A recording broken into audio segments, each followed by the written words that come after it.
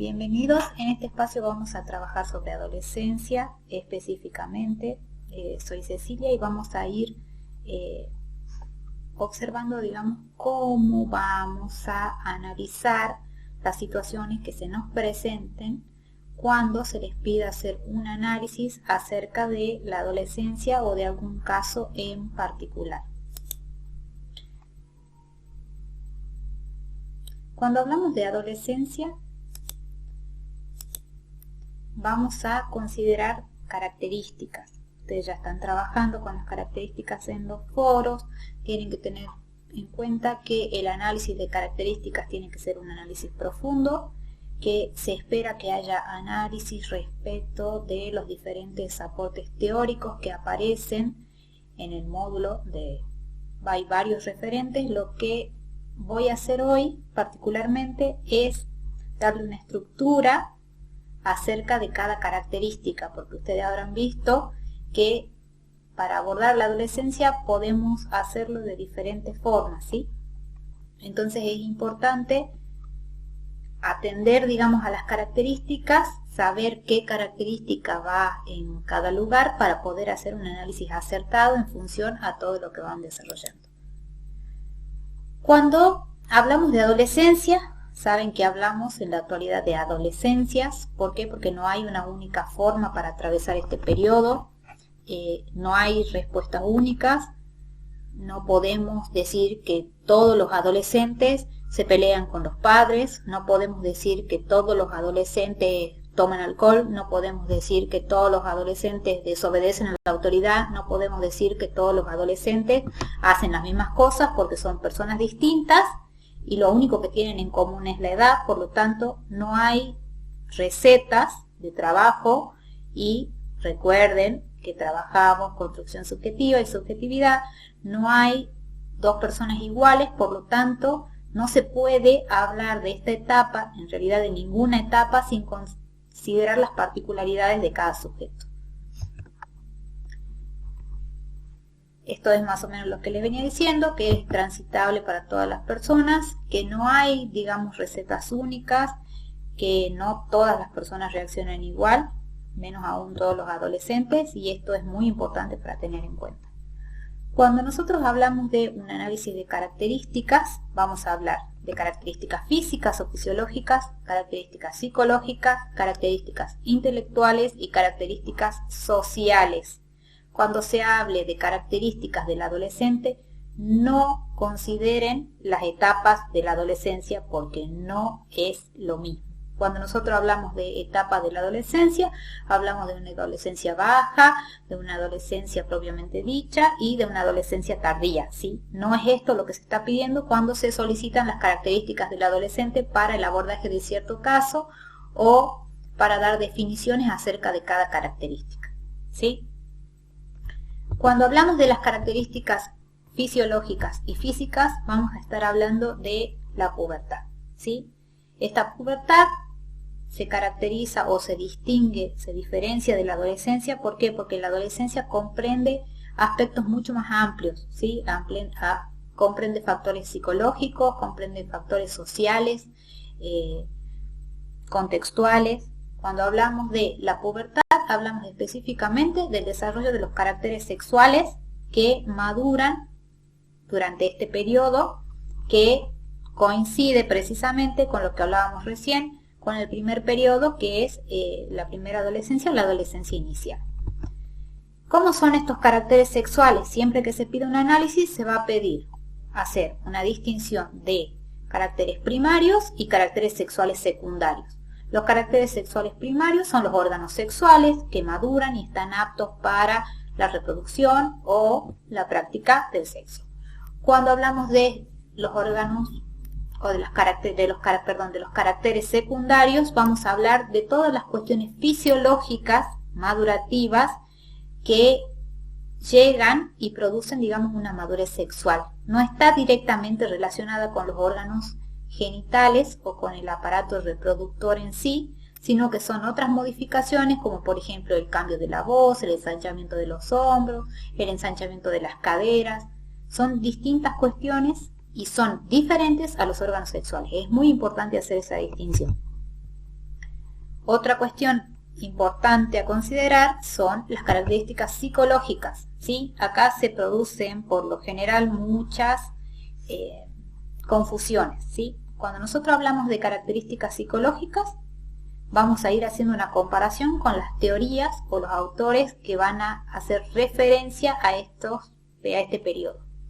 Vamos a hablar del hallazgo de objeto, que es lo que plantea Freud cuando habla de esta etapa genital, que es lo que plantea que los órganos sexuales están maduros, entonces por lo tanto el sujeto está listo para la reproducción o para buscar, digamos, afuera lo que ha quedado inconcluso luego de este complejo de Edipo. ¿Sí? Está listo para elegir el objeto sobre el cual va a depositar su afecto o su deseo sexual, que pueden no coincidir una cosa con la otra. Después hay otra psicoanalista argentina, que es Arminda Verasturi, que nos va a hablar, en su teoría en general, ella trabaja una serie de duelos. Ella plantea que son 3 o 4. Cuando nosotros hablamos de las características psicológicas, vamos a tomar 2 duelos, ¿sí? El duelo por el cuerpo infantil y el duelo por la identidad infantil. ¿Qué pasa? Este cuerpo cambia la identidad infantil, entonces el sujeto tiene que hacer una readaptación y formar, digamos, o estructurarse nuevamente para enfrentar este rol que es diferente al rol que tenía anteriormente. Acá, muy importante y muy amplio, vamos a tomar a Nobel. Nobel hace o plantea, digamos, esta serie de lo que él llama el síndrome de adolescencia normal. Lo que él dice es que durante este periodo de la adolescencia suceden muchas cosas o hay muchos cambios que en cualquier otro periodo de la vida resultarían anormales, ¿sí? En la adolescencia todo lo que en los otros periodos resulta normales es normal. Entonces, de ahí el nombre de su teoría, Síndrome Normal de la Adolescencia. Es un libro bastante interesante, del cual, digamos, ustedes tienen una serie de resumen o análisis en el módulo. Cuando nosotros hablamos de psicológicas, vamos a ver que Nobel, o sea, plantea 10 sintomatologías o 10 características. Nosotros para el abordaje psicológico, del plano psicológico, vamos a tomar la búsqueda de sí mismo y de la identidad, la necesidad de intelectualizar y fantasear. A ver, la identidad es algo que caracteriza a la adolescencia, ¿sí? Es central en varios autores y es quizá lo más importante y lo más destacable, digamos, es en lo que se encuentra en búsqueda del adolescente, ¿sí? En la identidad. Entonces es muy importante considerar que durante todo el periodo adolescente el sujeto va a estar en esa búsqueda de su identidad.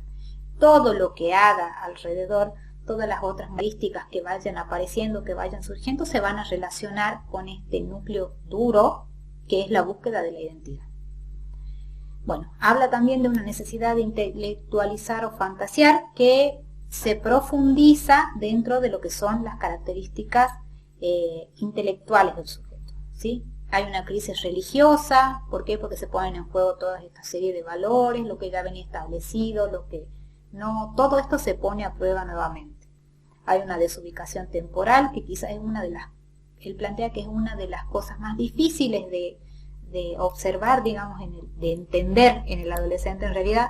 ¿Por qué? Porque hay una desubicación temporal muy grande, ¿sí? Lo que el sujeto lo quiere ya, pero hay cuestiones que no le interesan que pueden esperar. Es como que no hay un plazo temporal real, ¿sí? Hay una alteración de esa temporalidad.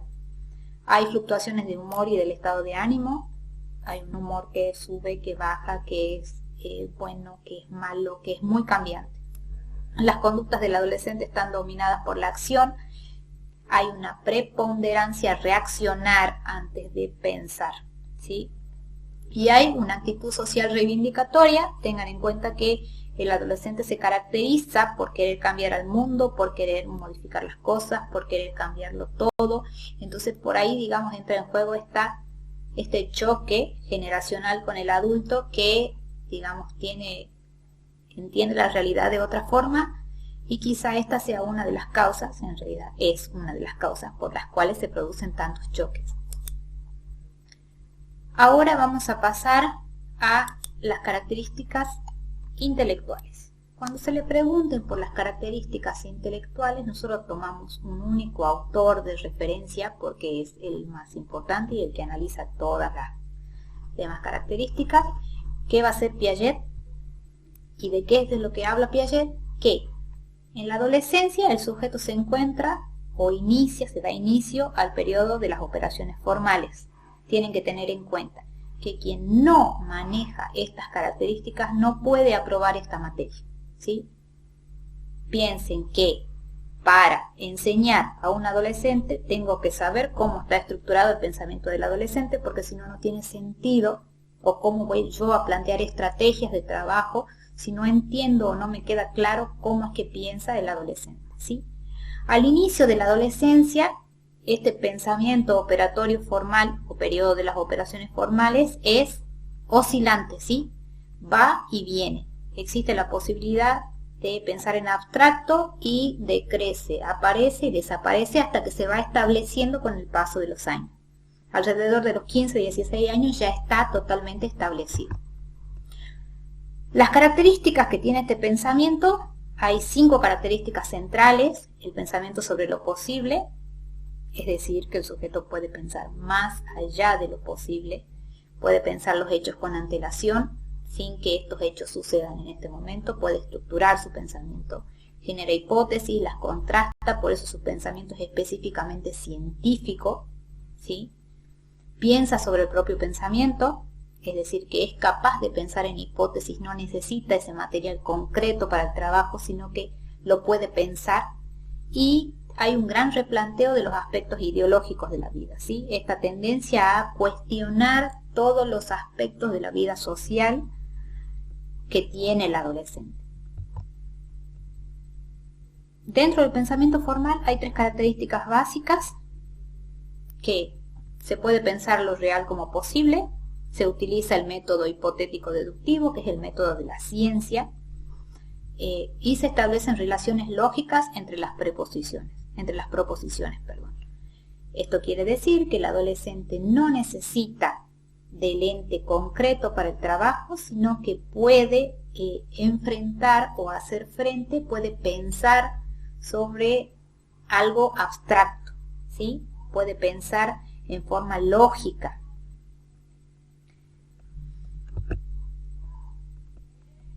Otra variable importante son los factores sociales. Cuando hablemos de estos cambios sociales vamos a hablar o vamos a tener en cuenta como eje principal el concepto de moratoria psicosocial de Erikson. Recuerden que Erikson dice que durante este periodo de la adolescencia el sujeto busca consolidar la identidad y es deber de los padres asegurar, o de la sociedad en general, asegurar esa moratoria. Esa moratoria es un tiempo de ensayo que le permite al sujeto poder ensayar la vida adulta sin estar, digamos, o sin tener todas las responsabilidades adultas, ¿sí? Es un tiempo de preparación para la vida adulta. Después vamos a ver que Nobel, si volvemos para atrás, va a hablar de una tendencia a lo grupal. El adolescente tiene estas características, tiene esta necesidad de estar en grupo, de moverse en grupo, es precisamente el grupo el que le da, digamos, una identidad, es como una referencia para que él forme esa identidad, ¿sí? Ahí va a encontrar un lugar, va a tener contención, entonces por eso es tan importante este sostén que le da el grupo. Y otra cuestión que nos planteaba Aderasturi es el duelo por los padres de la infancia. Tenemos que tener en cuenta que el sujeto ve de otra forma a sus padres, los reconoce como seres humanos que cometen errores, y quizá esto hace que también, en realidad quizás no, esto hace también o contribuye a esta tendencia a lo grupal, ¿sí? A que el sujeto busque en cierta forma alejarse de esa referencia que ha tenido hasta ahora, encuentra, los ve humanos, los ve que fallan y busca, digamos, otros referentes sobre los cuales consolidarse. Eso es más o menos, a simples rasgos, la estructura de lo que analizamos cuando analizamos al sujeto, ¿sí? Cuando hablamos de adolescencia vamos a hablar de todas estas características y es importante puntualizar en cada una de estas características. Bien, lo que vamos a hacer ahora es profundizar bastante en, en lo que son las características del pensamiento formal, que es la teoría de Piaget, que ya vimos dentro de lo que son las características o la obtención del pensamiento, digamos, el nivel intelectual en el que se encuentra el adolescente, coincide directamente con el periodo del pensamiento formal, que es lo que plantea la teoría de Piaget. ¿Sí? Bien, para comenzar con esto, vamos a ver que, como ya saben, la teoría de Piaget plantea una serie de estadios hasta alcanzar, digamos, el plano máximo de pensamiento, que es el operatorio formal. Para llegar a esto, primero pasa en los primeros años de vida por el pensamiento sensorio-motriz, que se caracteriza por el logro de la motricidad, el pensamiento preoperacional. El pensamiento preoperacional está basado en la fantasía, en las preguntas, digamos, en cierta forma de un ordenamiento, en un intento de ordenamiento que hace, digamos, el niño del plano social que lo rodea. Después de esto tenemos el periodo de las operaciones concretas, que se da en la edad escolar de la primaria, donde el niño puede operar, pero siempre con entes que están presentes, es decir, con material concreto. Luego de esto llegamos a lo que es el pensamiento formal. El pensamiento formal es una nueva forma de pensamiento que aparece en los adolescentes, es un tipo de pensamiento muy especial, es un pensamiento profundamente autónomo, es muy riguroso, racionalmente riguroso, y bueno, estas son las dos características principales de este periodo, ¿sí? El adolescente puede pensar por sí mismo y piensa racionalmente, mucho más racionalmente, o sea, si bien existe, digamos, un pensamiento racional antes, el pensamiento que obtiene ahora es mucho más riguroso. Las edades en las que este pensamiento aparece son entre los 11 y los 12 años, comienzan a haber esbozos de este pensamiento y se va a consolidar alrededor de los 14 o 15 años. Recuerden que las edades son aproximadas y que pueden haber variaciones dentro del plano de este tipo de pensamiento. O sea, es igual al resto de todas las características que nosotros vimos en los sujetos, son edades aproximadas y no necesariamente aparece exactamente cuando el niño cumple 11 años, tiene determinadas características. No, sino que se van adquiriendo paulatinamente con el paso del tiempo. Esto es algo bastante importante, digamos, y a tener en cuenta dentro del plano de clase, más aún con el pensamiento, con este tipo de pensamiento. ¿Por qué? Porque este pensamiento aparece primero con algunos esbozos, algunas características, y es bastante oscilante, es decir, que aparece y desaparece, sobre todo en los primeros años del nivel secundario. Nosotros planteamos siempre este tema como un tema central. ¿Por qué? Porque, como les mencioné anteriormente, al trabajar con adolescentes tenemos que saber, o sea, al trabajar dentro de lo que es la educación de estos adolescentes, tenemos que tener muy en claro cómo es el pensamiento y cómo lo caracteriza.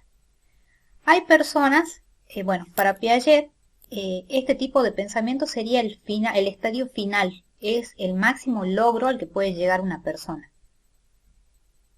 Hay casos, como por ejemplo en las discapacidades intelectuales o en ciertas otras cuestiones que pueden llegar a variar, que hace que este pensamiento nunca se logre, ¿sí? Y esto es muy importante para considerar en los aprendizajes y el tipo de metodología que nosotros vamos a utilizar para impartir, digamos, los conocimientos que queramos que el alumno desarrolle. Este pensamiento le da nuevas capacidades o nuevas posibilidades. ¿Por qué? Porque el adolescente, gracias a esto, adquiere una nueva visión del mundo, ¿sí? Va a mirar el mundo de otra manera. Este pensamiento está basado en 5 características esenciales, ¿sí? Que son las que están marcadas en la pantalla, la que ustedes ven en pantalla. La primera de estas es pensar sobre lo posible. ¿Qué quiere decir esto? Que el adolescente no necesita material real para trabajar, ¿sí? Puede pensar cuestiones abstractas que hacen a, no sé, por ejemplo, en el caso de que le pidan una línea de tiempo, puede, digamos, organizar o estructurar linealmente los sucesos sin necesidad de haber estado ahí, ¿sí? Se puede obtener el pensamiento, pueden trabajar con datos sin necesidad de estar verificando a cada momento los datos que se les están dando en el plano concreto, o sea, en lo que ven en la realidad, sino que se puede hacer una abstracción y pensar en posibilidades. Otra característica que vemos ahí es la capacidad de pensar los hechos con antelación. ¿Qué quiere decir esto? Que el adolescente puede pensar algunos hechos, la mayoría de estos, y planificarlos. Puede contrastar y puede analizar todo aquello que se le presente como real. Entonces puede planificar, contrastar y analizar todos los hechos que se le vayan presentando sin necesidad de esperar hasta el momento en el que suceden. Puede pensarlos antes de que pasen y pensar y crear las diferentes posibilidades o las diferentes situaciones que se van a presentar si realiza determinado plan de acción. Otra característica es la generación de hipótesis, ¿sí? Tiene la posibilidad de pensar hipótesis y contrastarlas. Esta es una característica básica del pensamiento formal. ¿Por qué? Porque utiliza la lógica. ¿Qué quiere decir esto? Que en función a los resultados que obtenga de determinada cosa que se le pide analizar o de determinada situación, puede, como les decía antes, digamos, tan enraizadas unas características, van a estar muy relacionadas con las otras, y lo que puede hacer es ir modificando las variables a medida que van avanzando las situaciones, ¿sí? Puede cambiar esto que está pensando. Otra característica es que se afianza la posibilidad de pensar, o sea, piensa sobre el pensamiento. Quiere decir que puede pensar sin necesidad de estar... esto se observa, a ver cómo lo explico. Esto se observa muy claramente porque es capaz de ponerse en el lugar del otro, ¿sí? Puede pensar al otro o pensar en cómo el otro se siente, lo que al otro le pasa, sin necesidad de ser el otro, ¿sí?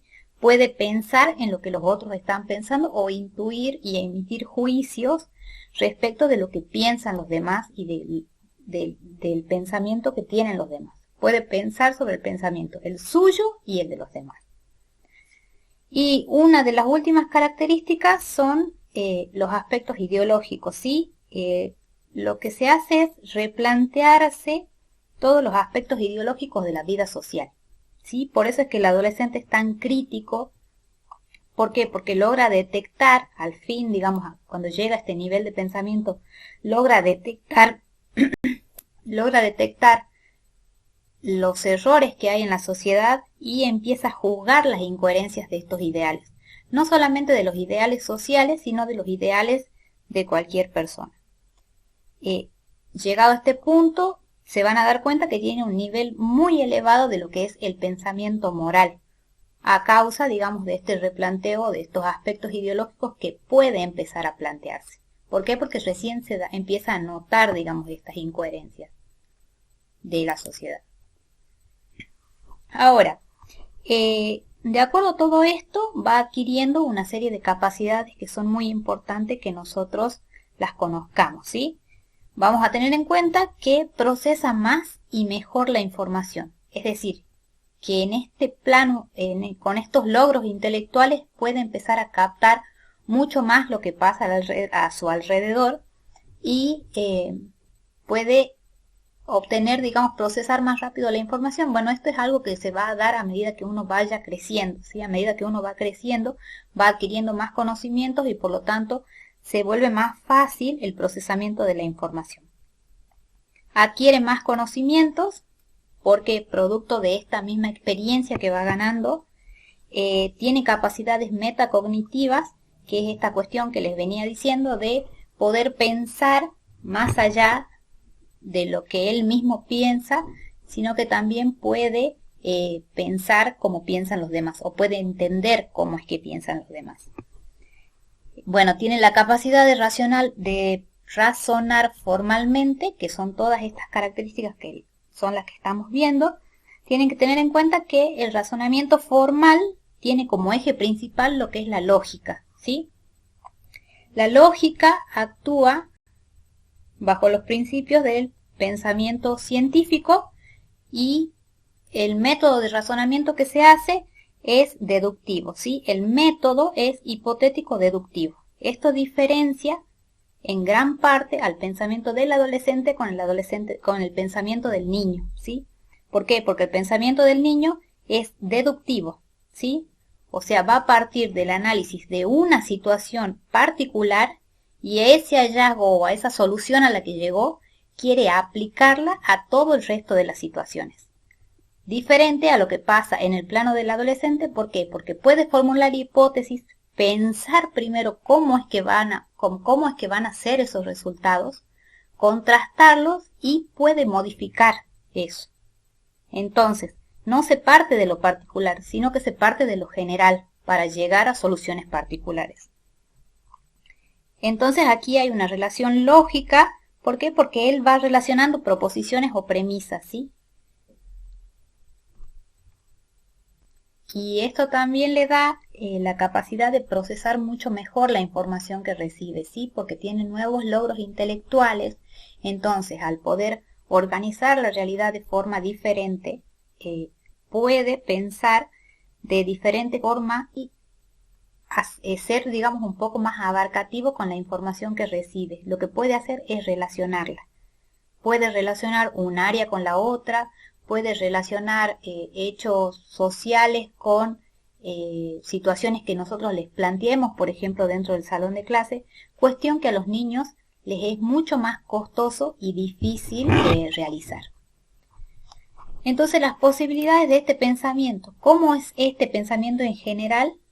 Se obtienen cambios.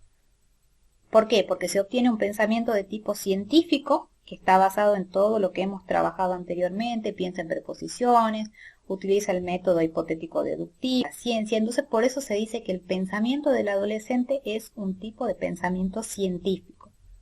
¿Sí? En este periodo, el adolescente logra lo que denominamos una moral autónoma, es decir, que es capaz de ser moralmente independiente. Analiza las leyes de otra forma, reflexiona acerca de las leyes y trata de actuar, o sea, ya no actúa en consecuencia de la ley, sino en consecuencia de sus principios, ¿sí? Intenta no violar o no romper esos principios morales que él mismo tiene. Y después tiene, o obtiene, digamos, en este periodo, un pensamiento político, ¿sí? Que también está regido por etapas y son cambios bastante profundos, pero todos estos cambios intelectuales están relacionados los unos con ese pensamiento científico. Le va a dar la posibilidad de poder llevar adelante juicios morales, y esos juicios morales van a hacer que vaya modificando, vaya pensando, digamos, este pensamiento político, es decir, ir tomando un posicionamiento, empezar a pensar qué, no sé, qué modelo de sociedad sería mejor llevar adelante, cuál sería el mejor modelo económico, cuál sería el mejor modelo político, y, digamos, hacer una contrastación o verificación. ¿Por qué? Porque los modelos actuales piensa que no funcionan. Entonces, como ve que no funciona, empieza a criticar los intereses los intereses que hay en juego en la sociedad, y es muy crítico con esto. Esto es, más o menos un resumen de todo lo que aborda el plano de las operaciones formales. Es un desarrollo bastante extenso y es bastante importante que se conozca punto por punto al menos las 5 características principales que tienen respecto de las modificaciones con el pensamiento que tienen los niños, ¿sí? Porque eso nos va a ayudar a estructurar mucho mejor los contenidos que nosotros queremos brindar, y tenemos que tener en cuenta qué vamos a aplicar, qué método vamos a aplicar, qué situaciones vamos a presentar de acuerdo a